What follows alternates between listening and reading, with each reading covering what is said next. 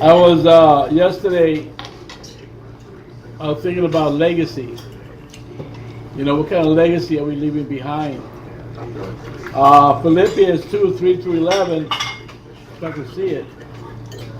Who's got a flashlight?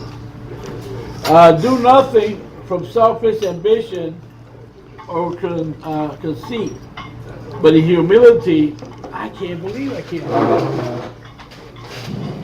Where you going? Find that. Right behind you. So it is a light. He's gonna go looking for his glasses. Set that pitcher of water over there. Please, sir. I appreciate that. Praise the Lord. Now, I see the light. You want a refill? The silvery moon. Anyway, praise the Lord. Hallelujah. Hallelujah. Anyway, I'm going to read, hey guys, Mark, I can't hear you. I know you can. I'm going to read the scripture and then I'd like for us to talk about it. Okay, guys? It says, Philippians 2:3-11 says, do nothing from selfish ambition or conceit, but in humility count others more significant than yourself. Let each of you look not only to his own interest, but also the interest of others. Have this in mind among yourselves, which is yours in Christ Jesus, who, though he was in the form of God, did not count equally with God as a thing to be grasped, but emptied himself by taking the form of a servant, being born in likeness of man, and being found in human form. He humbled himself by becoming obedient to the point of death, even death on the cross. Therefore, God has highly exalted him and bestowed on him the name that is above every name, so that the name of Jesus, every knee shall bow in heaven and on earth and under the earth, and every tongue confess that Jesus Christ is Lord, to the glory of God the Father. Father, I just before we talk about Father, what you did, that you did not consider yourself all that. You humbled yourself so that we may have life through you, Lord, Father. And I pray, Lord, that many of us, we need to look at these things, Lord, Father, that we as brothers should humble ourselves before you, Lord. Not think of ourselves so highly. So, Father, we thank you, and I just pray in Jesus' name, amen. And, you know, I remember, I've talked about this before, I remember being at Promise Keepers years ago, and the topic of that conference that year was, it was talking about legacy. What are you leaving behind? It's talking about your children. You know what? When your kids look at you, what what legacy are you leaving behind? What thoughts are you leaving behind? And many times in this society, we become so self-centered and self-interested about us only. So when you're really among some good people that are good Christians that give of themselves their time, talents, and their treasures to be able to help others, and it's important for us. What are we leaving behind? You know, what are people going to say when you're dead? You know, praise God, he's dead. Hallelujah. That's what I tell people. I say, what if you was to die today? What would they put on your tombstone? Yeah. Think about it long and hard. And if you don't like what would be put on there, guess what? You got time to change it. I don't want a tombstone. Well, Pardon me? I don't want a tombstone. You don't want a what? Tombstone. Oh, you okay. want to lean up against the jukebox. All right. So what is a legacy? What is a legacy? Your heritage. Yeah. Would you leave me Want on? me to take that away? I love Or work on your You toes? leave a lot of credit behind, Take it. a lot of debt behind. That could be a legacy. Could be. Sins of the father. Yes, please. Question would be, what is a godly legacy?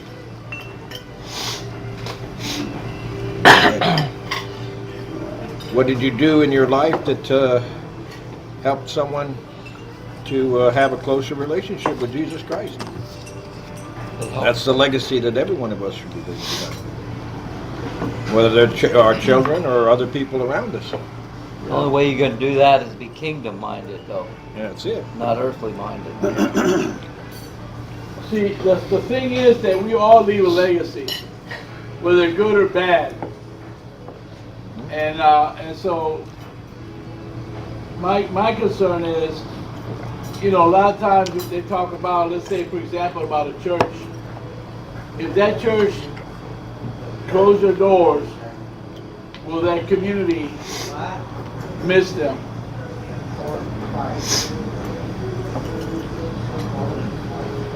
What do you think about that, guys? Will that church, if that church closed their doors, will the community miss them? Yeah. Sure they would. They'd probably form something else. Even if it was just meeting in people's homes or under a tree. I'm talking about it. Well, Will it the depends community miss them? Depends on the church, obviously. That's what I would Yeah. Yeah. If they're Depends on making their a church. difference in their community. Yeah, that's what I'm saying, because see, that's one of the things that, you know, being in ministry all these years and hearing things from people, you know, that, and I know that some of you have heard where people say, oh, those people, they don't do nothing over there. You know, they go, knock on the door, they seek for help, oh, we don't do that. Well, what do you do? You know, what do you do? And so it's so important to me, to be totally honest with you, to be a part of something that is better than, more than me or than us, but part of a church that is actually doing something for the community. You know, if the widow comes to the door and they're hungry, is the church going to open the door and help them? You know, McDonald, this Pastor McDonald, I think his name is Josh McDonald, he did something the other day, and we've heard this before, that, well, he's got a big mega churches and open churches all over, but at the primary one that he goes to, you know, he dressed like a bum one day and just sat in front of the door. He wanted to see what the heartbeat of the church is. You know, and so he was there all day until the service started, and then he got up, took his cart, and came into the church. But people didn't know that who he was yet. But then he went down the aisle, so you know, put two and two together. But when he got up there, he took his stuff off. He says, "I wanted to see if I'm doing a good job. You know, are the people listening to what I'm preaching or what we're talking about?" And so, and he shook his head. He says, "Yes, they are." And they showed a video, because they were filming it all, where so many of the people that are going into the church came down and prayed with him. They went and got him food. They gave him this and that, but they were concerned about it, you know. I'm not going to say where I was at, what church this was, but I remember back in the day, the pastor asked me if I could go over there and get rid of the homeless people, because he didn't like them hanging around. It spoils the image of the church. You know? So what kind of legacy are we leaving behind? Go ahead. That church's image, or that church's legacy is image. That's what they're going to leave behind. Is Yeah. Just image. Well, how many neighborhoods have churches in them for decades, and the neighborhoods are only getting worse? They're not going outside the church walls to try to affect the people around them. Social clubs. Yeah, exactly. It's supposed to be spiritual hospitals, and they've turned into social clubs. And that's one of the things, I guess, when I got involved in ministry, was all of a sudden, especially with Promise Keepers, is going out and doing something about it. Somebody's hurt, help them if you can. But I don't feel guilty if I can't help them, but I do. I say, silver go I have not, but I do have prayer. Let me pray for you. But if you have the ability to help somebody, you don't help somebody. What are you doing? What's your religion all about? And I think that's one of the biggest things that as men, every individual right here, we could talk about it, preach it all day long, but what are we doing with our faith? What are we doing if we see somebody that's in need? If somebody within the church body that's in need, and are you able to help them or out there, I think that was one of the things that I liked about what God had called me to do with the Dream Center, and that was helping the least of them. I was over at Charlie's barbershop the other day, and I'm sitting. I like to go over there and just sit on his barber chair, and I go, wee. You go around. But I saw this homeless guy pushing a cart down there, and he kind of stopped in front of his barbershop, by the sidewalk there. And he had a little doggy and a little puppy, and he's so cute, And I said, Charlie, you got any water? Yeah. So I got some water out of the refrigerator. I went to the homeless guy. This ain't for you. This is for your dog. Was that good or what? That's so wrong. That was so wrong there. Well, yeah. No, he had some water. He was drinking some water. And, I had a little, I think I have, forgive me, Father, I have more compassion for the little dog, And, he probably appreciated that dog. Yeah. I mean, I hope so. well, you know it. If he's a dog lover, he has a dog, that probably meant a lot to him, more than to himself. Yeah. But the random acts of kindness. There was a time that at the Dream Center Church, we did a thing that the church left the building. On Sunday morning, we came to church. We did worship, and this was pre-planned. And then we had teams in the church. And different people went to nursing home on Sunday morning. Some went to feed the homeless. So we split up and did all that. And then at night we came back and gathered and shared our hearts. Well, what happened? Give us some testimony. And we have many people that come in back with tears in their eyes and stuff. That they hadn't done that. They should have done more of it. I mean, one time we went to a nursing home, and it was just wonderful to be able to pray with the people and all that. And I know my wife got set free because her mother had passed away, but she saw in the spirit, she saw her mother there, and how we were taking care of them. I said, what's the legacy we're going to leave? What are our children going to say about us? Man, I'm glad he's dead. All he did was cause me grief and pain and all that. Is that what's going to say? Is that what they're going to say? I mean, a lot of them will say that.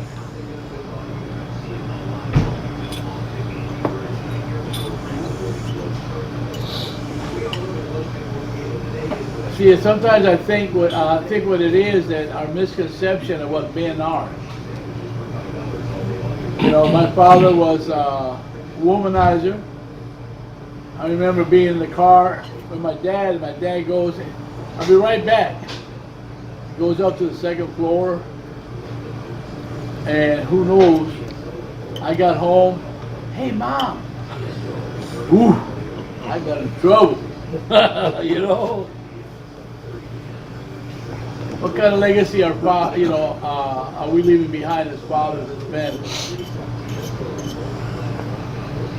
That's important. Were we or are we absentee fathers? Isn't there a lot of absentee fathers still around? Oh, yeah. Where the kids don't know their father, or just know somebody comes and eats supper and goes to bed there? Yeah. Are they really a father figure to their children, or they're absentee.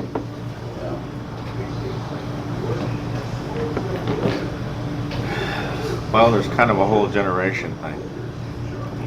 We have us. We did the 1954 mom pop kids. Everybody stays together, get old together, choose a mate for life type thing. Now we have the middle, just below the millennials or above the millennials, Generation Xers, I think they're called. And now they're running around. And the woman is raising 2 kids, and the guy took off.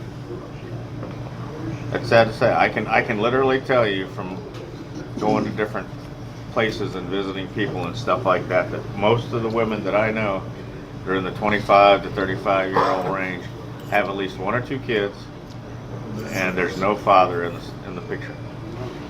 They either never married and he took off the minute she got pregnant, or they married, divorced, and she's struggling. And now we have this next generation, the millennials, and they're just kind of living in communes. They get 4 or 5 in a house, and they're not believing in marriage anymore because they saw. Now they're you know, I mean, I'm not saying there's no hope. I'm just saying that it's sad that it's trickled down the sins of the father, if you want to say. Exactly. Or beginning on the grandkids or whatever, because now they don't have any faith in a lot of stuff anymore. They don't expect this guy to stay around, so therefore That's an example. I'm not gonna marry him, or What was that, Mike? I was saying that's an example of legacy too. Right. The negative side of it. You know, when you look at the news or TV, you're watching TV, they have all these commercials about mom and this and that and the kids and all that. And a lot of times I sit there, where's the guy?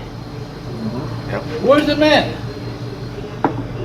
Even in society, that in commercials and things like that, the guys are left. They're not even nowhere in the picture.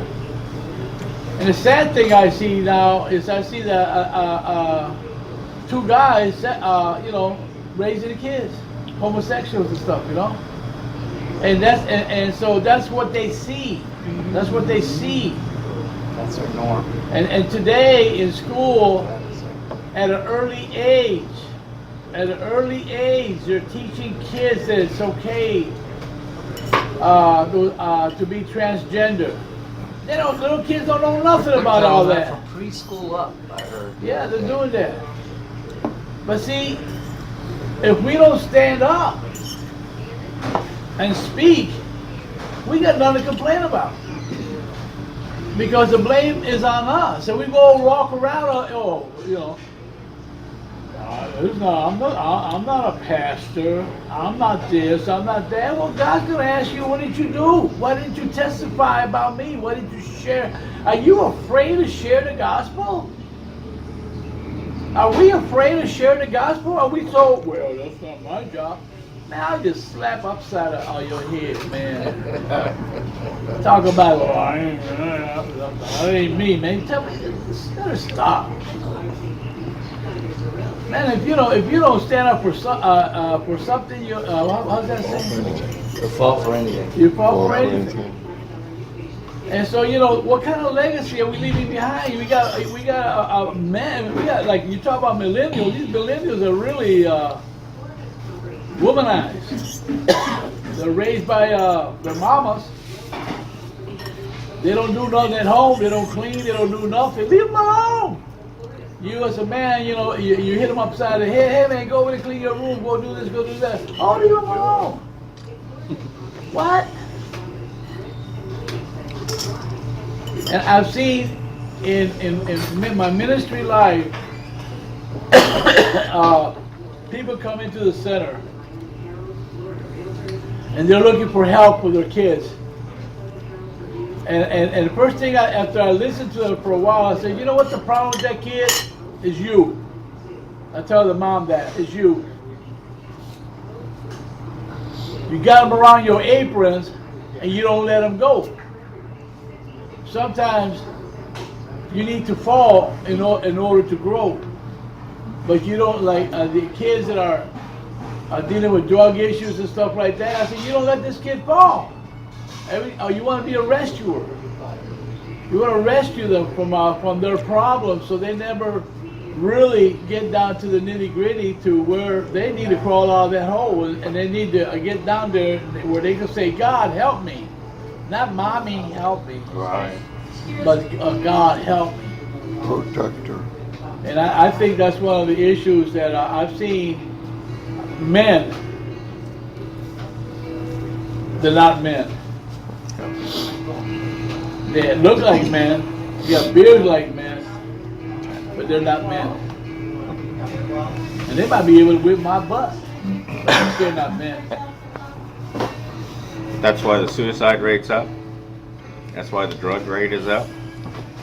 Is because these kids aren't getting any supervision or anybody telling them no, or anybody trying to instruct them on the right way or whatever like that. Is because they're losing faith in everything. I mean, when you take kids that one rock star goes and hangs himself, and then the next week they have 20 some odd kids that do the same thing. They believed in some rock star more than they believed in God or their parents or anything else. And it's just like with the street drugs. There's every day in the news and every day on like Dr. Phil or something like that, you're dealing with somebody that's got a kid that's on fentanyl, and all he's got to do is get one bad tablet out there on the streets and he's dead. So he's playing with a revolver, and the doctor's trying to get him into some kind of free therapy or something like that, and the kid's going, I'm not going. I can see where a man makes a difference in a family. Oh, definitely. I got 2 daughters. One lives here, one lives in Michigan. One's 21, one's 30. My one that lives in Michigan, her mom died when she was 8 years old of cancer. So I had to raise her myself. Steady job, got her education, just bought a house. Very, very Christian woman. Speaks in tongues, goes to church, the whole kit caboodle. The one here is 30 years old, raised by her mother, still lives with her mother, no job. You follow me? No involvement from me, and I can tell the difference in both children. You know, now I'm back into my daughter's life, because my wife left when she was 9 years old in Germany, so I didn't see her, you know, for 15 years. But now I'm back here, and I'm involved in her life, so now I'm trying to instill my way, Christian way, God's way, into her life to see if I can get her, you know, more involved in herself and taking action for her life and not relying on mom's coddling and You know, it's always gonna be there.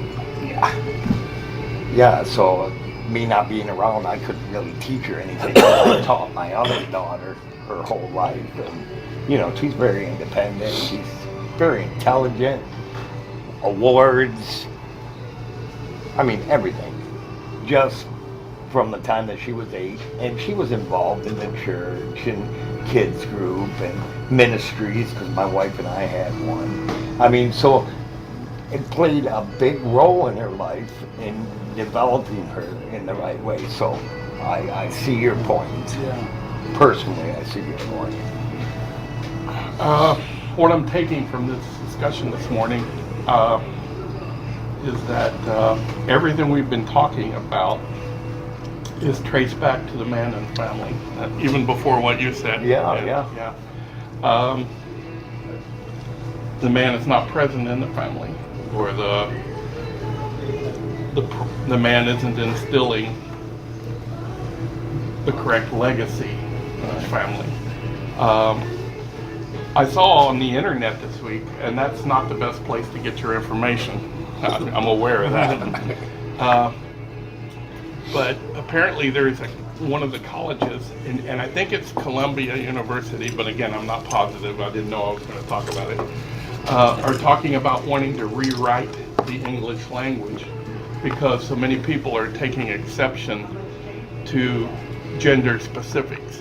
And in this case, they were talking about mankind specifically, but they're talking about rewriting the whole language to eliminate things like mankind, because women say they're excluded from mankind. It's mankind. I mean, yeah, it sounds absurd, right? But some people are taking stuff like this very serious.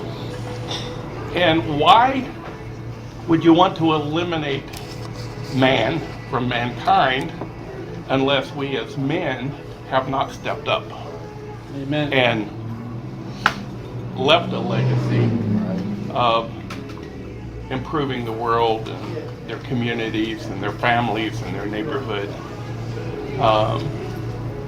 I mean, there's a lot of lunacy going on around us right now, and it's only going to get worse. It's only going to get worse.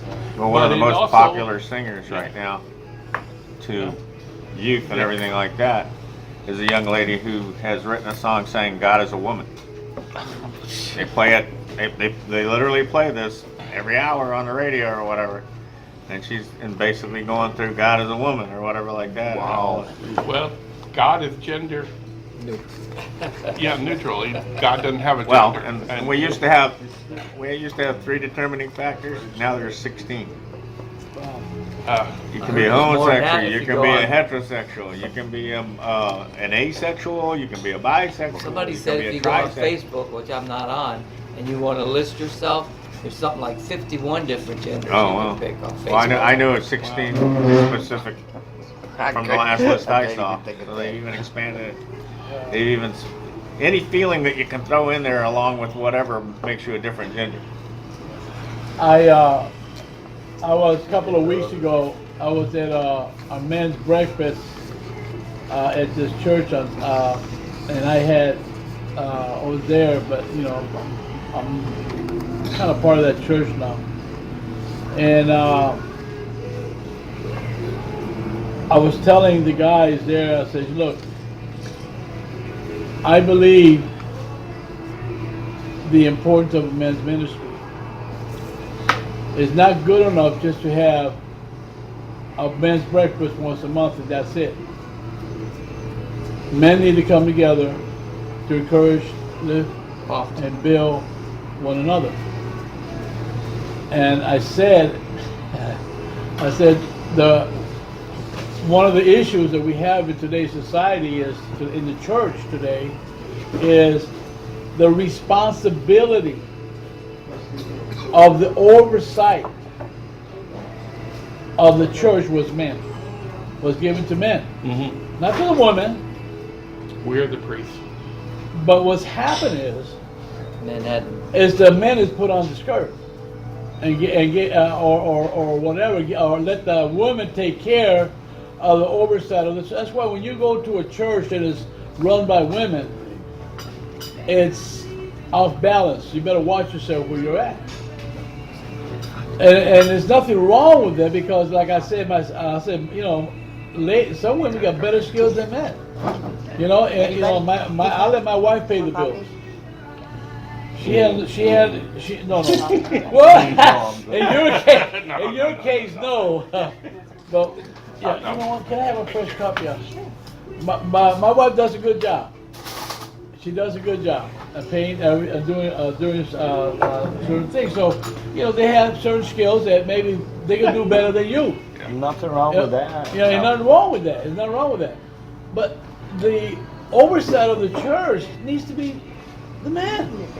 And that's to say that they don't have, you know, because I believe there were women pastors in the Bible. No, I'm talking about a You know, look at Esther and a lot of Prophets. those. Yeah, and we look at that, and we have to put them in the position that God has placed them in. But it's a good position. There's nothing wrong for them to. I don't have an issue per se for a woman pastor. Not that I can serve under one, but you know, Exactly. some people they got a issue. I'm okay with that, but I don't know. It doesn't seem right to me. And I tell you, a lot of times women step up because men don't. That's right. And that's shame on men. I wish they step You know, up when it's time to cut the grass. The world has a saying: evil rules when good men do nothing. That's right. And Yeah. too many good men are sitting on their laurels, and women look at that and they go, well, I guess I got to do it. Right. You know what That's I mean? exactly what was going through my head Yeah. when you said it. Yeah. It's time that we step up. Well, you have the other side of the coin too. I mean, we look at we can look at it. We can say the women's movement is responsible for all the things that are going on now. You can trace that back. But if you go beyond that, you find out that men abused women. Yep, Okay, that's right. and the women therefore had to stand up. Okay, It's true. so the thing is, it's not only the positive side of it, but you've got to look at that negative side too. You've got to see that men have to step up in other areas, which is to not be belligerent, not be lording it over somebody. Well, as the scripture said, what did Jesus say? He didn't lord over himself. No, he humbled himself. Humbled himself. And if we follow his examples as men, Mhm. you know, and I agree with you, 100%. A man that lays a hand on a woman, he needs a bat upside his head. You know, that's Couple that's guys a take him with out love. woodshed. Right. You take a bat, put love on it. Love. Pow, pow, pow.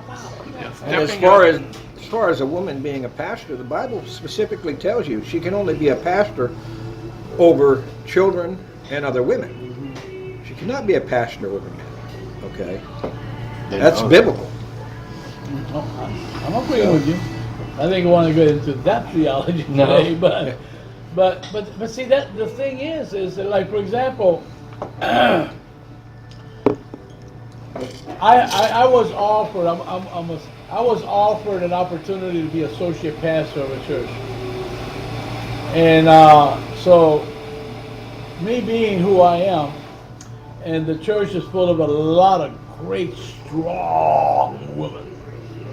You know, they do things, and I'm gonna tell you what, our ministry, the Dream Center, would have not had continued if I went for women. I got some great women on my team, and they have helped keep the ministry going even to this day. And so, you know, I mean, and I've learned how to work with women, because I always people always say I was a macho man and, you know, this and that and all that, you know. And so I've had to learn how to work with women. It's my way or the highway, woman. No, it ain't that way, you know. I have to, Lord, help me. Why are you doing this to me, Lord? So I've had to learn, you know. But I thank God, because what bothers me, I don't care if it's a woman or it's a man, when they how's that? Lord it over you. Lord it over, you know, their ability. And I see a lot of women out there in ministry, and like I got a friend of mine there. I said, well, when she's out there, you see her on Facebook, she's going here, there. I said, well, where's your husband? Are you still married? Yeah. Well, where's your husband? I never see him in any of the pictures. You never talk about him. You know, you're all over the place. And where's the husband? You know. And so it's important for us as men, if we're married, that how many men here have a weekly Bible study with their wives at home?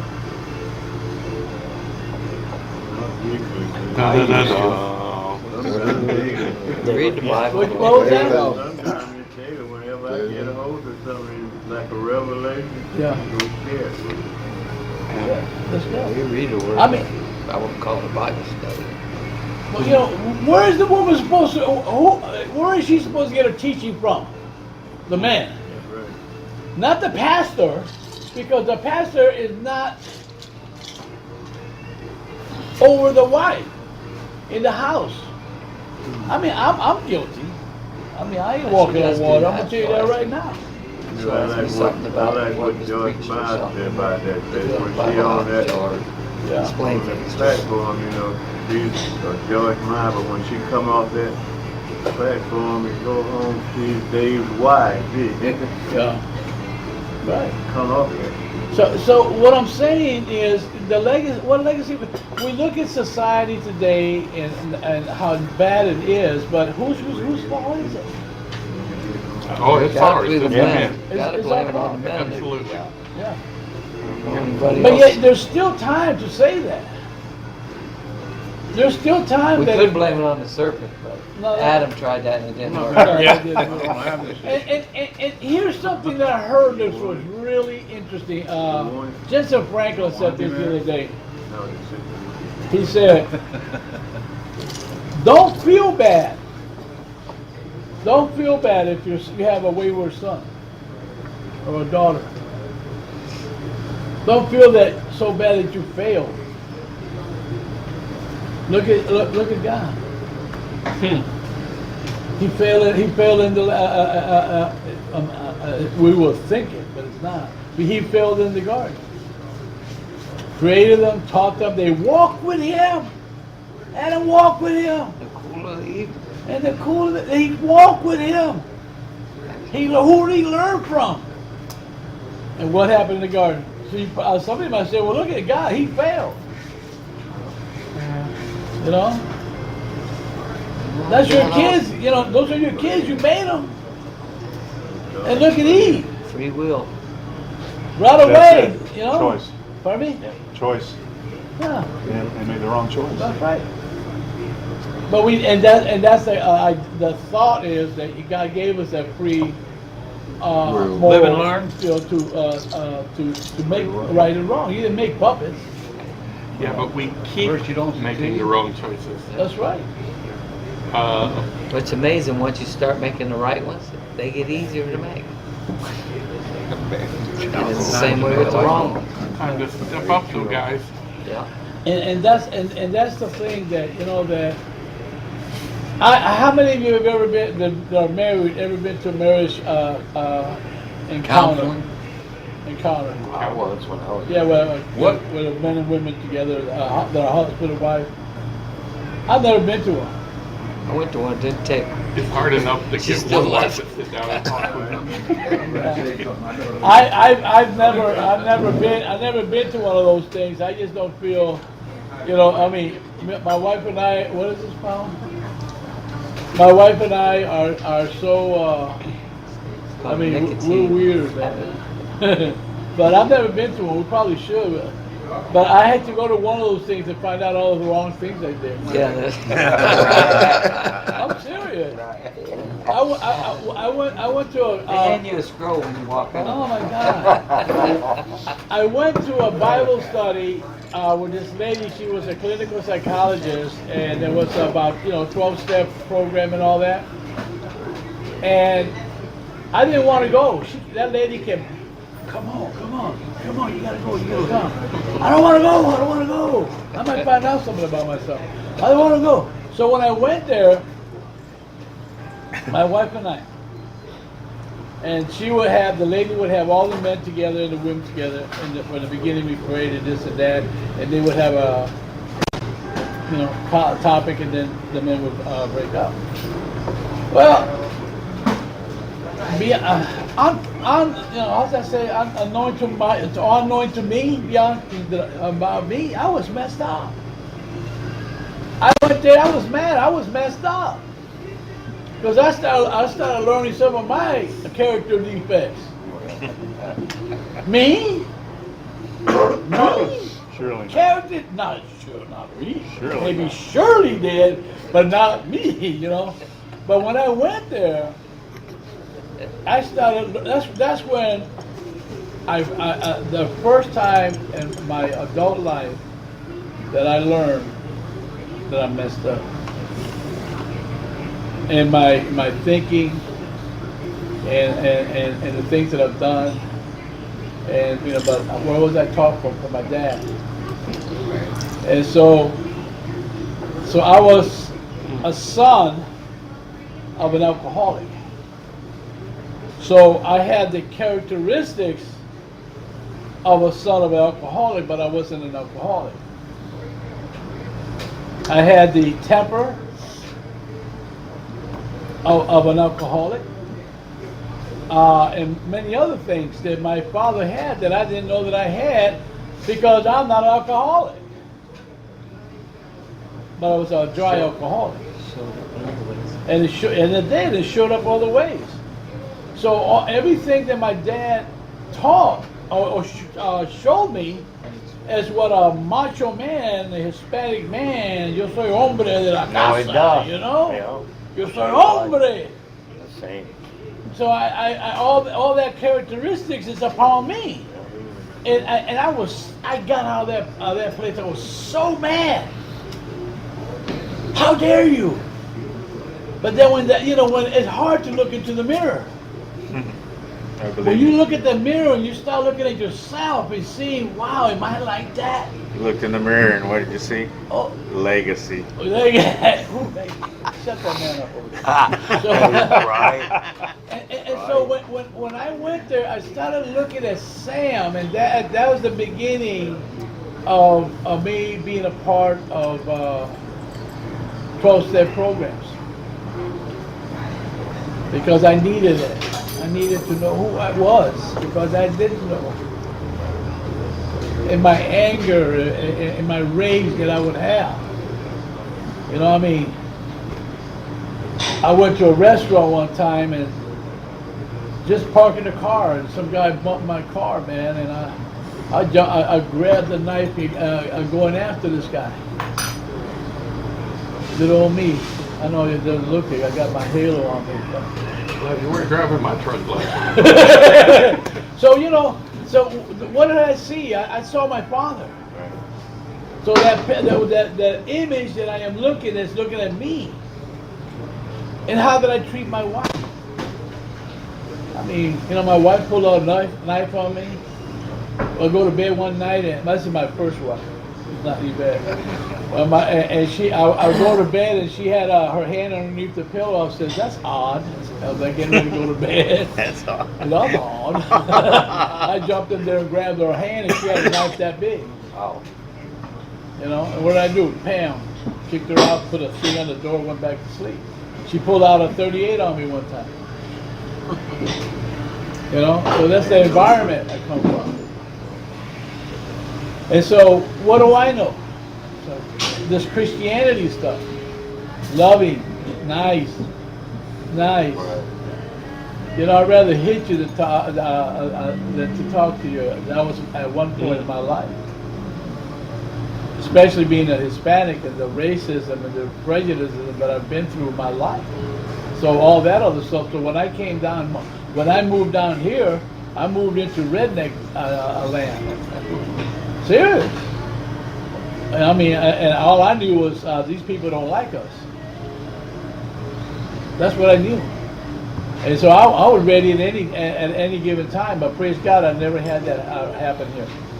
But in my mind, that's what it was. That these people don't like us. And so I'm ready to cut, shoot, do whatever I need to do. So, but that's what my upbringing taught me, and the legacy that my father left behind me. Because in Chicago, my father carried a bat in his car. A guy beat the horn at my dad one time. When he got to the light, my father opened the door and he was going to break the windows on his car. And the guy said, "No, your door was open." That's all he was trying to tell the guy. I remember that. See, so my dad wouldn't take no crap from nobody. Because when he moved here from Puerto Rico, he went to work at the steel mills, and all he heard was spick, dirty Puerto Rican, you're no good, all that, and he had to keep his mouth shut until he got his 90 days in. Once he's in the union, the next time somebody said that to them, bam, he let go on it. And after that, they respected him, because what people understand is they understand this. They understand that when you're right there, that's what I learned from my father. So what am I supposed to be as a pastor? Now, whereas my mother, everybody loved my mother. She was sweet, and everybody came to my house for mom, not for dad.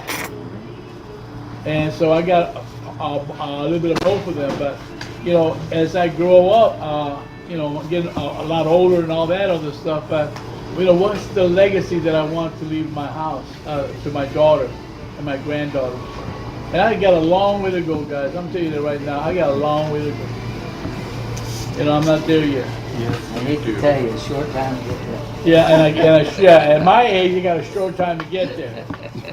And it's still hard. It's still hard. So today's topic is, what are we leaving behind? Dirty dishes. Everything we can't take with us. Yeah. Dirty dishes. So I just want us to be conscientious, you know, in how we walk, talk. I've seen some great guys. I thank God for this ministry. I've seen some phenomenal brothers that have come through here, and they have great, like this big guy has a great spirit.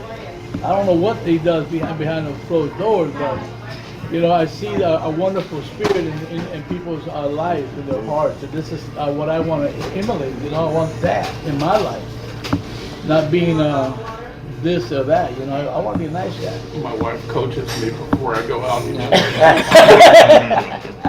Amen, amen, amen. Number one thing he's learned to say is, yes, dear. Yeah, amen.